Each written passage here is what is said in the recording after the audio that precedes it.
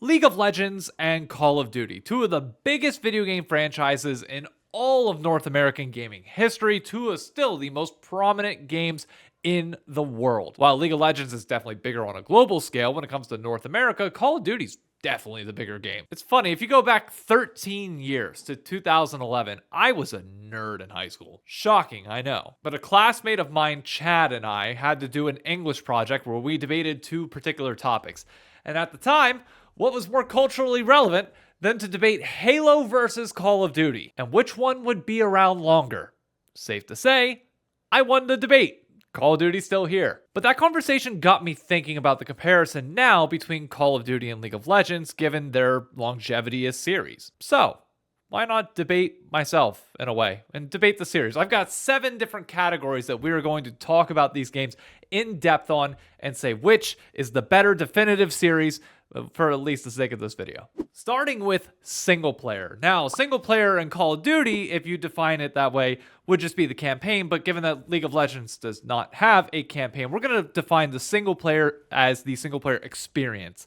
Your ability to play the game by yourself. Can you have fun? What options do you have? Starting with Call of Duty, you got a lot. You can play the campaign on your own, which Black Ops 6 is going to be having a campaign in the upcoming game. They didn't have one in Black Ops 4. I think Black Ops 5 or Cold War had one. Call of Duty campaigns have kind of lost some of their sparkle over the years. I mean, I grew up with the original Modern Warfare trilogy, the original Black Ops trilogy, so I kind of had gaming in its prime. I mean, you don't get these suckers for collectibles if you weren't a die-hard fan of the series. And yes, I have every single one of these for Call of Duty that they've ever made. But even on top of the campaign, you have zombies, which is an incredible experience, which if you were younger, playing that alone kind of terrified you at night. You were sleeping under the covers with like one hole like poked out through the thing because you were scared that the zombies that you missed on like round 24 were going to creep up and kill you behind your back. God, man, what a time. But even playing multiplayer on your own, there's a lot of things that you can grind for, that you can try and unlock just by yourself. Even if you're playing multiplayer on your own,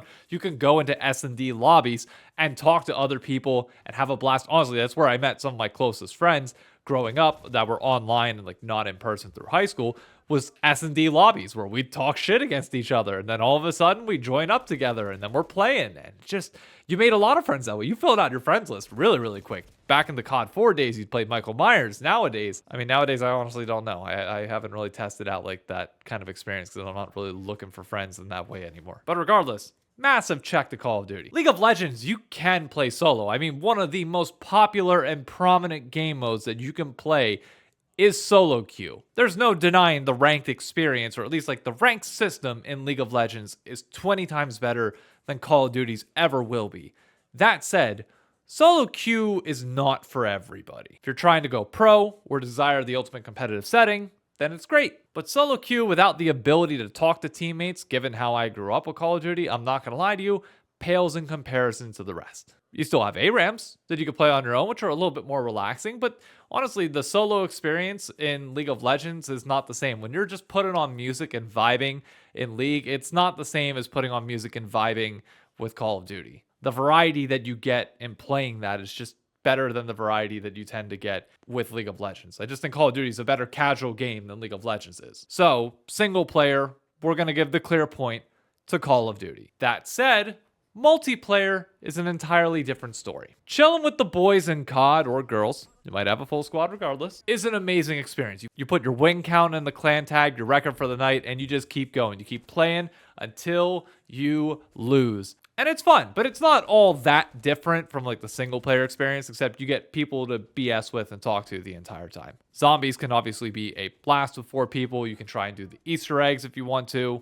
Back in the day, you had Spec Ops missions. Nowadays, I don't think that's a thing anymore, but you can always do Warzone, which is a part of Call of Duty, which is a pretty good time for those that enjoy battle royales. For me, Warzone never really tickled my fancy. The multiplayer experience in League of Legends is unmatched. When you can get a full squad of 5, prep your drafts, go into either flex queue or clash, or even better if you have like an actual tournament that you're playing or a rec league, it is peak video game with friends in a competitive environment setting. Like there's nothing that matches the multiplayer experience of League of Legends when you have a full squad. The game is just deeper than Call of Duty. Like simply put, it is a more strategic game that whenever you have to sit down and figure out the puzzles that are drafts, the puzzles that are unique game situations that you do not get and repeat over and over again, like in Call of Duty. Like, every situation is unique. You have this 45-minute moment that you are building up to in the late game, or you could just stomp early and get it done with. Like, that experience just does not exist in Call of Duty. There's no way to replicate that other than if you're somehow playing a game battle or tournament and you have a best of 5 series and it goes to that round 11 S&D. I will give game 5 round 11 S&D credit where it is due. The most nerve-wracking experience out of any game. Probably more nerve-wracking than League, because in League you don't have time to sit there and think, especially come late game. Like, every decision has to happen so quick that you can't really sit back and realize what's going on until it's all done. But that build up in League, unlike anything else, multiplayer goes to League. Customization in game, skins in particular. A decade ago, this wouldn't have even been a competition. The fact that League of Legends can put a whole different spin on their characters, like if you're playing Blitzcrank normally, it's one thing, but then you have this skin that can change the whole perception, even though it doesn't change the gameplay, obviously, neither do skins in Call of Duty. You could base your entire personality around some of these skins. I mean, they're just absolutely insane. And Call of Duty, I mean, the best they had for the longest time was like Dark Matter, which wasn't great if we're being like, compared to what League of Legends offers you and like this larger than life kind of experience of blending in with a character. The skins in Call of Duty were not that, and they never could, but they have come a very, very long way. And I know not everybody's going to be a competitive fan or an esports fan, but I will say the fact that I can go into Call of Duty at any point in time after the game's launch, and I think after like a month and a half, and buy my Optic skin, my 100 Thieves skin, yeah, that means a lot to me. The fact that I have to wait for a North American team to win Worlds to possibly get a skin, not as good. The other thing that League of Legends will probably always have over Call of Duty is the fact that you get to keep your skins forever. You can build up this profile of yourself that lasts until the game literally dies. I pray to God if they do a League of Legends 2 that everything rolls over, because, I would hate to lose everything on my account. That thing is like tied to me at my core. Call of Duty, yeah, there's really not much. Well, like, once a new game comes out, you kind of just forget that the last one existed, and you don't really get to roll over all that much from the prior game. So customization, yeah, it was never even a question. League of Legends, although take this as a positive or negative for whatever you will, at least in Call of Duty, to my knowledge, you don't ever have to pay $500 for a skin to own all of them, at least just one of them out of the collection. And now we have another $250 skin. So being a whale in League of Legends will probably cost you a lot more than being a whale in Call of Duty. Point 4 is not even necessarily about the games, but more of a philosophy around them. Yearly release versus never releasing another title ever again. People have been asking for a Call of Duty Online for a long period of time, myself included, because, as we just mentioned with the customization, it'd be nice for everything to roll forward and not have to constantly go to a new game. But it's also Call of Duty's biggest strength, is that every year there's this hype around it. And while League can offer a new season, it's nowhere close to the hype and marketing budget that goes into a brand new title release, such as Black Ops 6 coming out as of today when you're watching this video. It brings excitement, but at the same time, it can also be its biggest detriment. Because if Infinity Ward and Sledgehammer are making a game, you never know what you're gonna get. At least nowadays. It used to be the case where Infinity Ward were the GOATs, but then Vince Zampella and Adam, I forget who the other guy was. I think they were the ones that went to Respawn to make the game Titanfall. Yeah, when they left, Infinity Ward went to crap, in my opinion. Modern Warfare, like the series, just does nothing for me. So unironically, you could end up just picking one Call of Duty every 3 years that you end up playing, and that's just the one. So that same annual like hype of like, oh, it's a new Call of Duty can fade away really, really quick. And then all of a sudden you're not playing for a long period of time. At least with League of Legends, even though we don't get an annual release, we do get like the updates each and every year, which as of late haven't been all that big. You're always getting new content, new events in the game, which granted Call of Duty gets events as well, but like in League, they feel like a much bigger deal than you see for Call of Duty. But in order to award this point, we have to pick one. And I must say, the new League of Legends seasons as of late haven't really done all that much for me in terms of like building a level of hype for the new year. Like my rec leagues and esports do more for that than the actual like game new season does. So I'm actually going to give the point to the yearly releases of Call of Duty despite the pitfalls. Speaking of esports, let's talk about it. Well, there's really not all that much to discuss. League esports is the best in the world. And if you don't watch it, it's probably because you don't play the game or just don't understand it, which I'm not going to fight it. That's fine.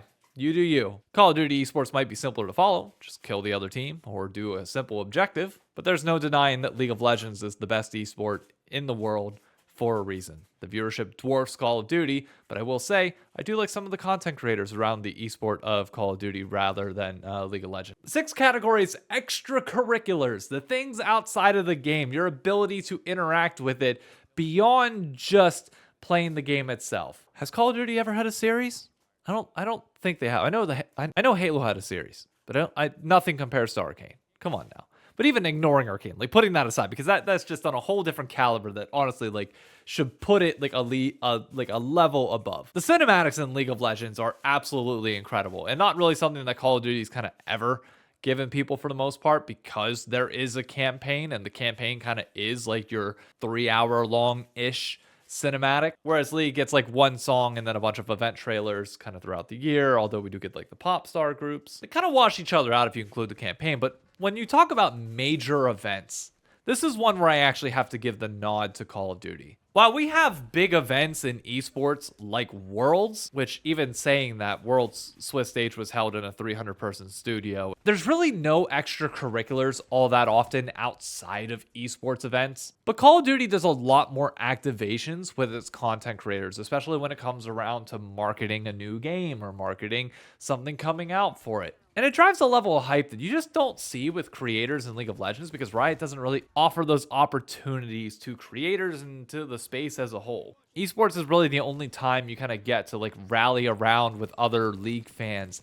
and do something besides just play the game. Stream-wise, I can't even think of the last time that they had something big like that. I think the Soul Fighter event from a few years ago was the last time they like flew creators out, had a big ordeal, had like this massive kind of party with it, and just made it feel like larger than life. Call of Duty has that every year. Call of Duty Next is an incredible event for creators every time.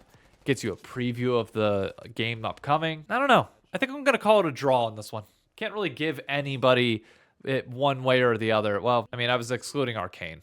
I can't really call Arcane a draw. Sorry. Have to give it to League. And the final benchmark is community around each game, because oof, I don't know many game communities that like reach the size that both League and Call of Duty have, that have like good apples that shine through. It's typically the more negative ones, the negative faces of the game, that tend to be some of the louder ones and keep themselves relevant for a longer period of time. The Call of Duty community, for the longest period of time, still kind of is racist, sexist, oh, you name it. The things that have been said in COD lobbies are, I pray to God my mother never finds out what many people in COD lobbies have reportedly done to her. The Call of Duty community loves to go at other people and like really just kind of ego each other and one-up each other and act like they're better than thou. The League community is weirdly opposite. We never build ourselves up. Like the people in the community, even when they're insulting others, they're never building themselves up and being like, I know better, I know this, I know that. It's like, honestly, just go, how do I say this without being censored? Cancel the remaining portions of your life entirely. The Call of Duty community will make you hate yourself for being who you are. The League of Legends community will make you hate yourself for being alive. I don't know which one of those is worse. But I will say, whenever you step out of the game and you deal with the League of Legends community in person, it's actually a very chill community. I've been to esports events for both Call of Duty and League of Legends, and you ask me who I want to grab a drink with and be around with more, it'd probably be League of Legends. They wear more deodorant than the Call of Duty people do. And just overall, everybody's a little bit more chill. You look at the reaction content when it comes to Call of Duty versus League of Legends. The League of Legends community, at least online on that front, very inclusive and like wanting people to come in and experience the world and learn new things about it. So it can be more inclusive than obviously the in-game people lead it on to be. With Call of Duty, I don't know. It doesn't really feel like there's like a culture behind it to a certain extent. The culture is like chilling with the boys and playing, but like beyond that, I think they just lack substance to really kind of cling on to anything. So not by much, but at least by enough. That goes to League of Legends. So if my count is correct, League of Legends barely etches out Call of Duty. That said, again, Call of Duty is still the bigger game in North America right now. And with it going on the Xbox Game Pass and Black Ops 6 coming out right now, hype is at an all-time high for the series. Whereas with League of Legends, we were promised that the game is going to change forever next year, and we still don't know what that looks like. So maybe it will, maybe it won't. But I think it's going to be hard to live up to the hype and expectations that come with a new game in the Black Ops franchise. My Call of Duty players, enjoy the launch day. To my League fans, either give COD a try or enjoy Worlds and wait for the next season. Either way, keep on gaming, gamers.